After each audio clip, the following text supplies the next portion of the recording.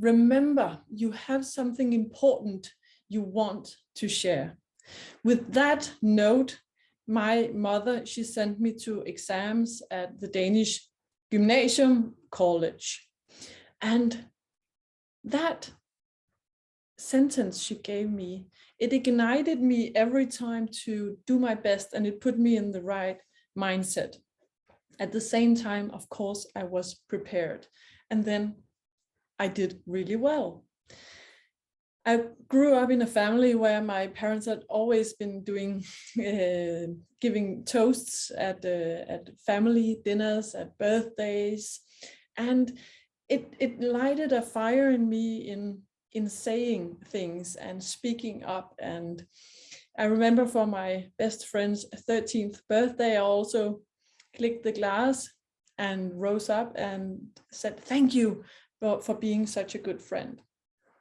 So this fascination with speaking, it started early with me. So when it was time for me after college to choose what to study at university, I really had this fascination with speaking, but also with the psychology within speaking. What is it that makes a difference from the times where we do really well and we're really proud, and sometimes we feel afterwards, whoa, it went so much better than I had thought, but also other times where we feel like we just don't really live up to our own expectations and sometimes the expectations of others.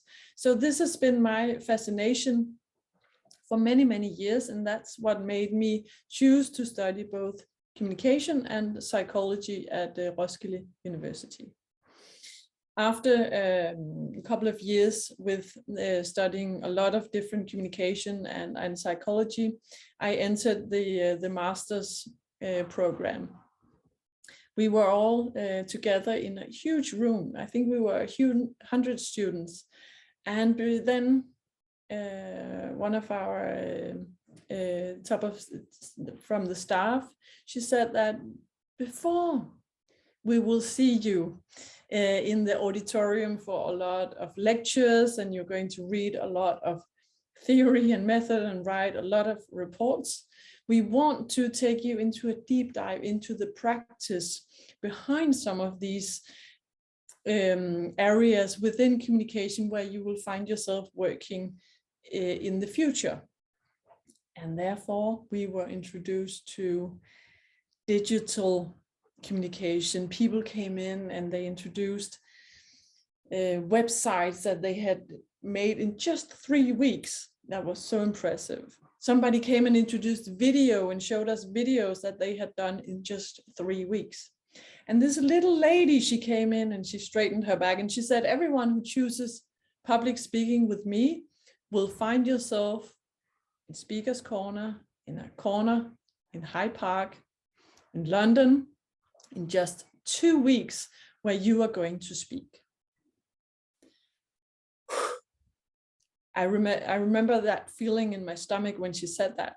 And my mind was going, no, choose digital design, it's the future. But my stomach was like, you better put the cross on the right workshop because we are going to London.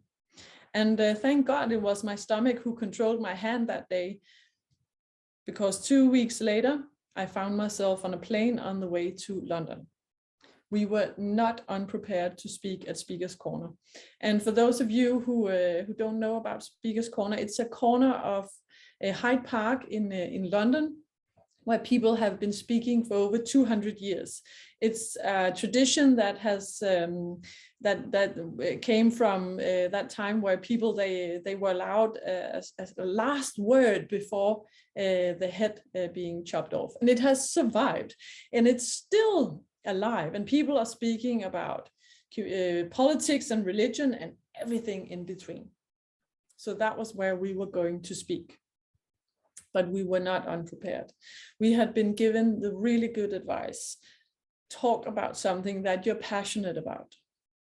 But it was not like it was easy. We had to think a little bit and try to find out, what are we so passionate about that we can talk about it in London, in Hyde Park, and try to get an audience. Advice number 2 was, don't bring a lot of notes. people, they want to be able to look you in the eye while you're speaking. So you need to know your points and your stories and your examples by heart. And third, it's a dialogue. You are not there to just speak. You are there to engage, to argue your case, listen to what the hecklers are saying, and try to absorb what they are saying and then give your reply again. Some of these pieces of advice are actually quite suitable for the job interview, which we are going to talk about today. But back to Speaker's Corner. So we were not unprepared. And when we got there, we were so lucky that we were coached by Heiko all through Saturday.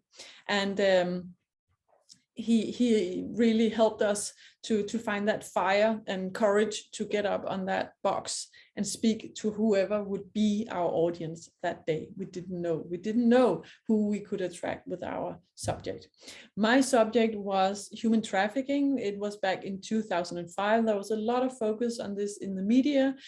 Politicians and the police, they really didn't know how to really put a stop to this. The problem was that people from underprivileged countries were promised a career as a model, actor, or just to be in a cafe, and then reality was quite different. If they were lucky, it was just doing dishes all day for 18 hours or being put in a brothel. Human slavery. So this was a subject that really made me fearful. It made me angry. So that was the subject I wanted to talk about at Speaker's Corner. So we rehearsed. On Sunday, we're all going there. Nerves are high. And at some point, one of the boxes that we were standing on and speaking from was empty. And we were trying to get the audience from all of the other speakers and try to attract them with our subject. The box was empty. I see my 2 feet starting to walk. I step up onto the box and I start to speak about my subject. And very, very quickly, I start to have a dialogue, and people, they disagree with me. This is a huge problem. And it goes on from there. I'm being heckled enormously, but it's exciting and I get to fight for what I believe in. After some time, I feel like now I've said everything I ever had, and I also circled around my points, because repetition is quite good in public speaking, and it's allowed, and it can strengthen your message. But then I sum it all up, I step down, and then I realized I'd been speaking for an hour. I totally lost sense of time, and I was caught up in the dialogue with my audience. And that's really what we want to happen in a dialogue, which is the job interview. You will prepare a lot of points. You will do everything you can to really nail what is their main issues and how can you help in that area with your professionalism, with your knowledge, with your experience. That is what we're going to work with today in the time we have together.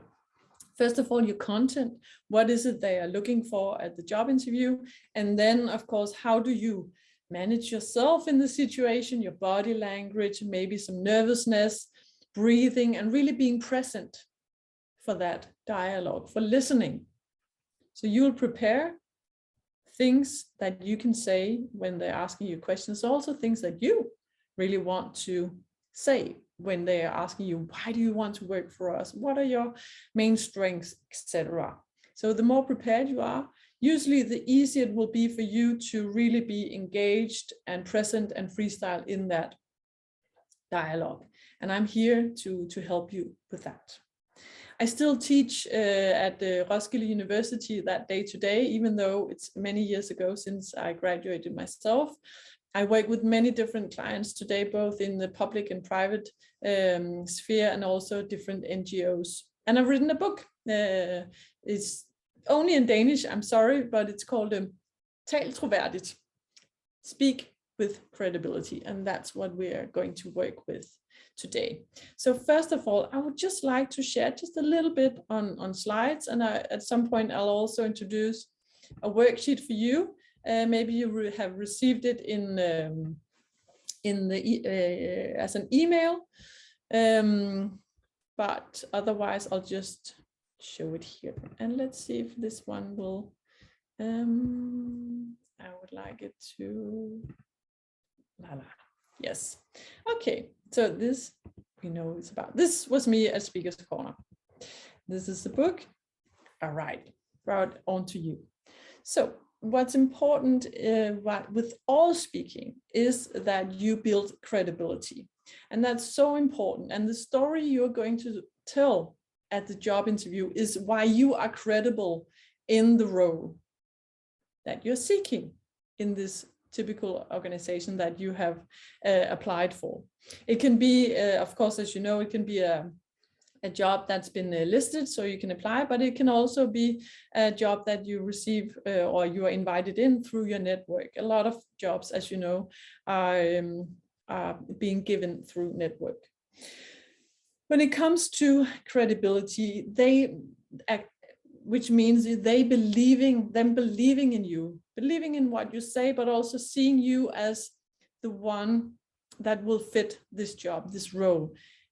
Credibility comes down to competence and character, so that they can see you have the competence that we are seeking. And it doesn't mean that you should have whatever they are listing in the application for the job.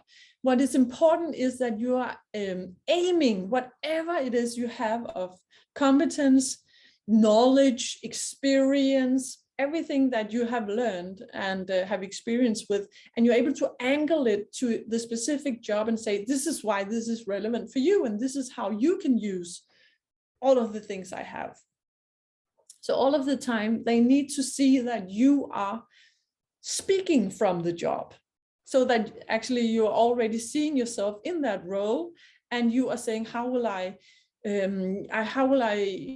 tackle this challenge? How will I cooperate with my co-workers? How will I communicate? How will I do this work that you're asking of me? And you are backing it up with your competence, with your prior knowledge, experience, and all of the credentials that you have. So you're backing it up, but then your character is just as important. Right now, one of my clients is a newly started medical company within thrombosis. And when they are hiring, of course, they're looking for competence, but they are also looking for the right character. And it's because we just know that the character means everything. Are your values the same as the values of this organization? If the values are aligned, usually you'll do better and you'll also feel better in the job, which means you feel good, and it's easier for you to feel passionate about what you're doing and feel that your job is meaningful. So your character, which is your values, your ethics, your personality, how you choose to act in different situations, is just as important as your competence. And actually some organizations believe that it's more important. At some point I was coaching HR partner from Grundfos, a Danish huge industrial company, and he was helping one of the economical teams to recruit, and he said, if they don't have the right character for collaboration and be a good collaborator, they'll never fit in. And we can have the most skilled person, but if they don't have the right character, we're doomed. So when they were interviewing, one thing was, of course, knowledge and experience and being sharp and having the right tool set. But he said that actually 80% was the character. So all of the experience that you have with collaborating and communicating and getting things done in time, dealing with stress, deadlines, taking care of yourself, how is your ethics, how is your values, and how has it come across in different work situations you have been in, but also in volunteer work and the way you have studied and done all of your academic work. All of this is very, very important. So we are going to look at how you are selling yourself from the best angle to the specific job. But before we do that, we are going to look at your passion. So first of all, what really is your best selling point is your passion. Why is diabetes so important to you? How do you see it making a difference to work with diabetes, to help these people, to find out, now I'm just guessing, but the science behind it all, to do research within diabetes? Why is this so important? What is it that you are passionate about with all of this work that you have done, and with publishing and sharing and helping in different aspects? So right now, I would like to take just 3 minutes for you to do a quick brainstorm, pen and paper, about what is your passion. Because I find that sometimes when we are given some time to think about and feel it, it's a lot easier to take the step and then communicate it to a specific job. So right now, pen and paper, just do a non-stop writing. Why are you passionate about the job that you have done? Why is it so important to you? Go. So for me, this is, and also in my experience, to start with your passion and just be, allowing yourself to fill yourself up with your passion and what you're fascinated by is one of your biggest selling marks. Because all of the people I talk to and also that I coach, they all agree we want to hire passionate people who are, of course, passionate about what we're also passionate about, but they might not know that they need your passion. So you being passionate about something, and then in the job interview or in the application, showing them why this is important to them as well, is hugely beneficial. But let's zoom into your future employer. So what we're going to do in a little while is you're going to do an analysis. You're going to pick an organization that you would really like to work for. It can be Novo, it can also be others. It can also be, of course, an academic job. But what is important is that you understand their pain and position yourself as part of the solution. So in the job that you're going to fulfill for them, in that department, what are some of their pains? What are some of their huge challenges? And this, some of it you will know just by having the knowledge that you have about diabetes and different medical solutions. But there's also things that you know due to your specific, very highly skilled knowledge. So use this in the best way that you can. And also sometimes taking that leap of really boiling it all down and saying, okay, the way I see it, and also some of this you can find by reading, what are they saying in the media, what do you know from peers, people that you know who are working there, etc. But that you understand their pain shows that you know what is their biggest need and what is it that you need to contribute to in the job. And the more you can show that you understand that, and you also have some ideas for how you can, with what you are providing or the way you're going to tackle your job or the needs that they have, the more you show that you're already there doing the job, the better you'll do at the job interview. So let's do this analysis. So pick an organization that you really want to work for, and then put yourself in the shoes of your future employer. So of course, this is just for fun right now. But you'll get a lot out of doing this exercise by doing it. So it can be Novo Nordisk. It can also be other organizations. Maybe you already have a job that you want to apply for one day. Otherwise, we're going to do this based on your prior knowledge with these kinds of jobs. It can also be that you'll just find one, look at the internet for just a quick second and find one, and then you can see, okay, what is it that I actually need? Because we started out with your passion. Now we're going to look at the organization and your future employer, and then we're going to connect the two. But first of all, put yourself in the shoes of your future employer. So if you were the one sitting where they're sitting and you were to hire one in the role that you're applying for, what competencies do they need? What experience do they need? What special skills? What knowledge do they need? What kind of personality is important for this job? Way of collaborating? What values and passion is important? And then also look at the organization. What is their mission? What is their goals? What are some threats for the organization? What are their strengths, weaknesses, and opportunities? So we're also going to do this SWOT analysis of the organization. And this is, right now, we're going to spend 7 minutes on it, and you're going to use your existing knowledge about this organization, but also use your imagination. What do you think? What have you heard from the media? What have you heard from peers?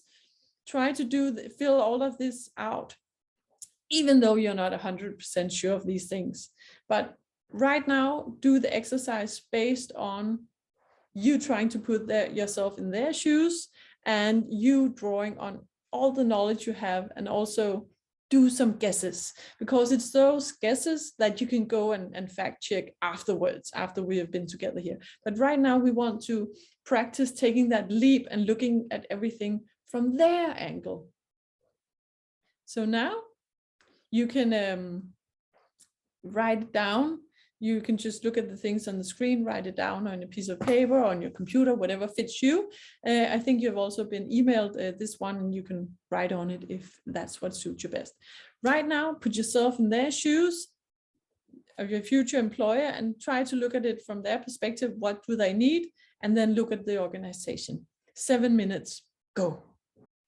Great. Well done, everyone.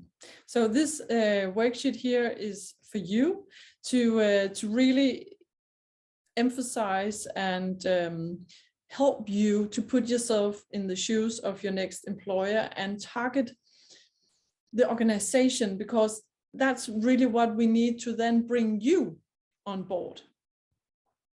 Passion, then look at them. Now we're going to find how do your experience, competencies, special skills, knowledge, personality fit with that job. So now look at what you've written down and then really brainstorm again on what do you have that they need for all of that. Maybe also you have something that they didn't know was necessary. And the best way to sell this is by giving examples. Because we can all say I'm really good at under pressure and having many projects at the same time, and I'm really good at collaborating. But what proves it is your examples.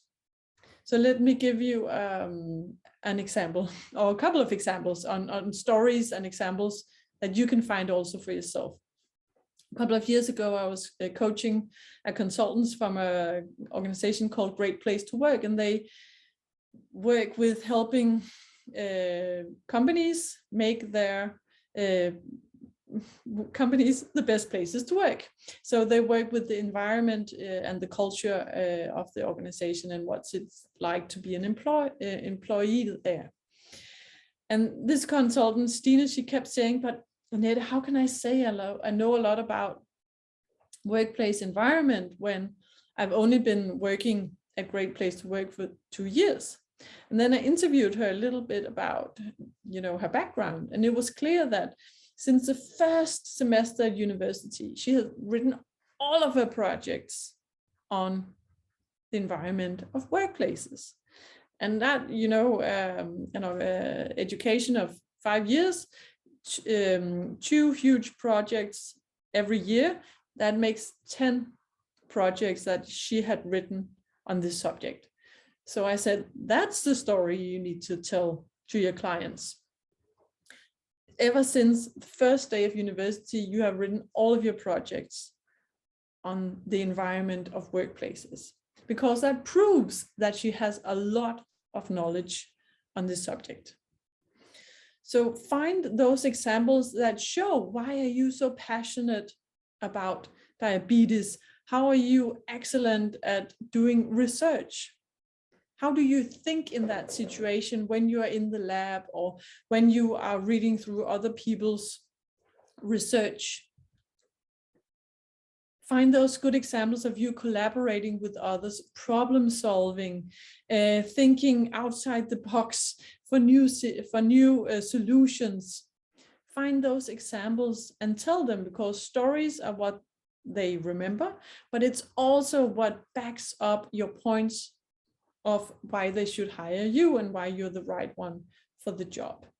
I've also heard I've heard many stories that people have told and why they got the job. But one I think is quite funny is also that there was this leader that I was talking to, and she said that at some point she had to hire a project manager, and she actually went with the one who, besides having, you know, the right resume, not a really flashy resume with a lot of impressive positions. She had the proper knowledge, but what she also had was, and this was a job within communication, but what she had also was experience with catering for huge parties. And the leader, she said, when she can do that, I know she can do this job.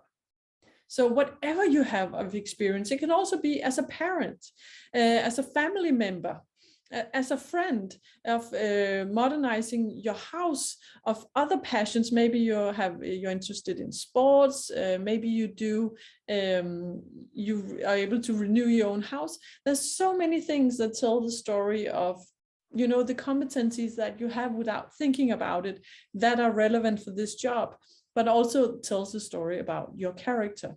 So let's right now just do a short brainstorm on what good examples do you have that show that you are the right one for this job. 2 minutes, go.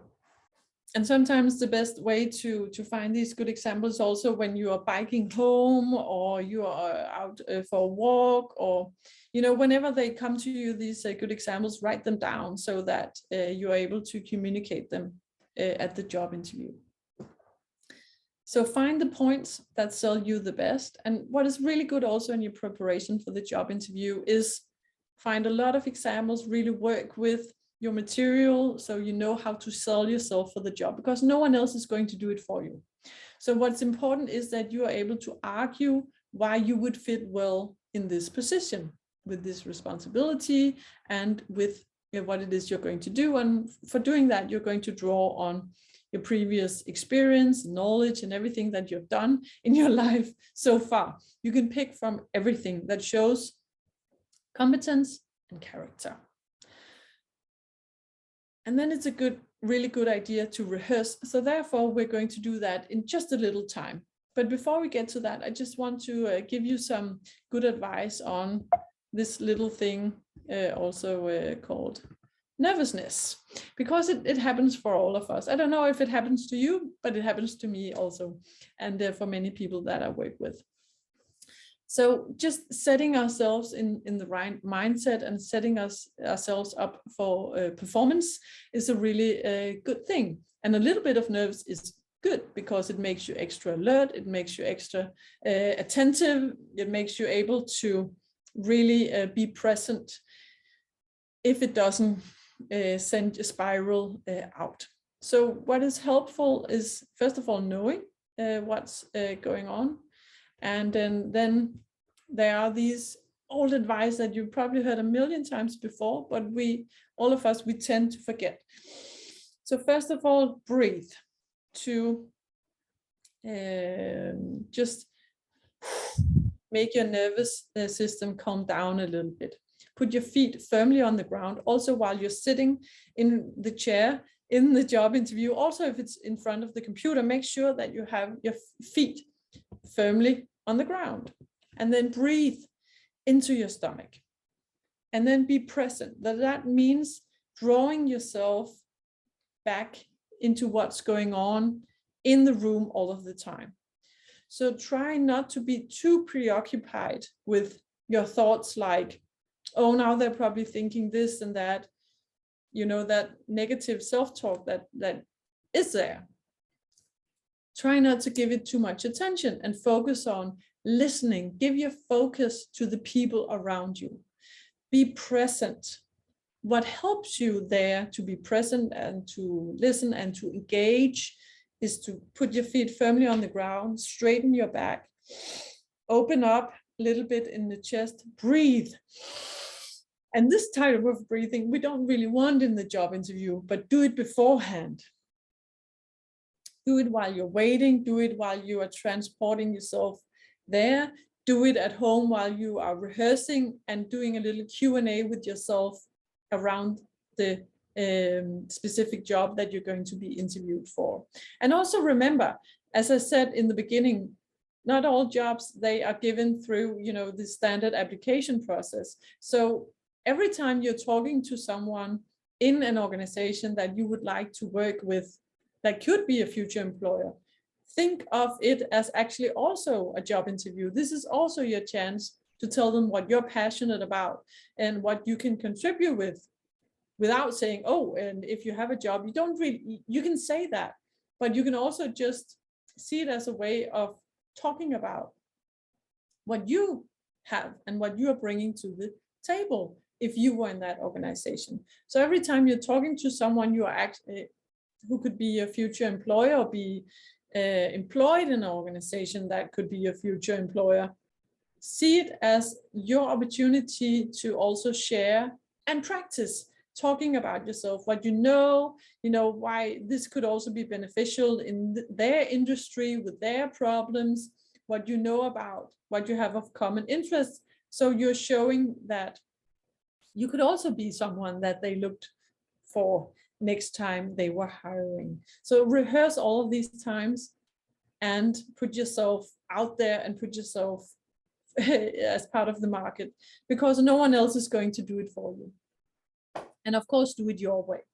So it doesn't mean that you should do it my way. You should say, oh, I'm going to totally change my personality. No, just be yourself and get those unique selling points that only you have across. Get it out of your mouth. That's what we're going to practice now. So I'm just going to do some quick breakout rooms if the system will help me. So this is your chance 2 and 2 to tell the other person, what are the 3 most important points that I want to tell about myself to this job if I were at the interview. So pretend that you are at the interview, the other person will pretend to be your future employer. You can just tell them who they are. And then you can, as the one interviewing, you can say, okay, so why do you want to work for us? What are some of your strengths? How will you help us with some of our problems? So you get the chance to just rehearse, because what is so important is that we start speaking before we are at the interview. So that means rehearse at home, saying things out loud, because the way you write and the way you speak are totally different. So you need to get things into your spoken language and say them with authenticity, so it doesn't feel like you are reading things aloud. You need to be able to speak freely. So warm yourself up, do a Q&A with yourself, and as we're doing today, find someone to do a Q&A with, because it will make you a lot sharper in the job interview. So this we're going to do right now, and I'll just give you 5 minutes, also 2 minutes for one person and 2 minutes for the other person. So we just brush upon it. Okay. And Annette, I just want to add, since we're recording this meeting, I just want to make secure that the recording will not do the breakout room, so you can talk freely and it will not be published. Yes, it's only what I'm saying that can be public. Great. Welcome back, everyone. I hope you had a good experience with getting things across, selling yourself, and also getting some feedback. Otherwise, I hope you'll find each other and use each other as a training buddy to pump yourself up for a job interview, and also just for selling yourself through networks. And this can also be something that you can use in the job application as well. One of the when I was before I decided to go on the limb as a consultant, I applied for a job. This was just after I left university, as a communication consultant with a lot of responsibilities. So I was competing with people who had way more experience than me. And the one recruiting, he actually wrote me and he said, well, we've just taken 6 people in for interviews, and you are the next one we'll call if they don't give us what we want. And the reason for that was that I had spent some time in my application on writing, you have this issue when it comes to communication, and this is how I see some of the solution, so that they already saw that I put myself in their shoes and focused on their pain and put myself out on a limb by talking about what could be some of the solution. And you know what is some of the pains in these in jobs that you are applying for, because you know where it hurts also when it comes to the science and how we make good products and how we make health products that are really good for the consumer. And you know all of these issues, so really show that you know these issues. It can bring you ahead of the line. Thank you for sharing your key takeaways. If there are other things that come up, things where you would like some inspiration or some other input or tools, you can find some on my website, on the blog. Unfortunately, only in Danish. But if you send me an email, I'll always try to help you. I have also English materials. And you know, the worksheet that you got, it's for you from today. So don't hesitate to send me an email if there's something you want an answer to, and you can just write me at info@articulation.dk. Thank you so much for inviting me today. It was a pleasure to be. Thank you so much for being here, Annette.